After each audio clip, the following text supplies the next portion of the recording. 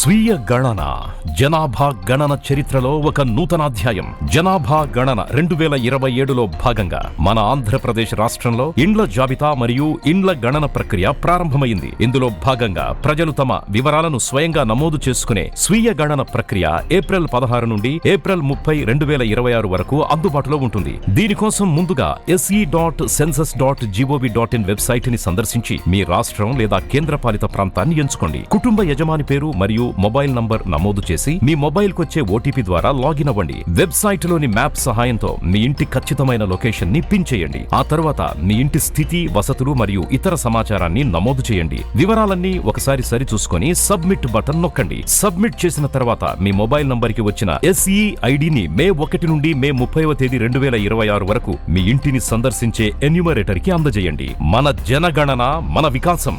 జనగణనతో ప్రజా సంక్షేమం.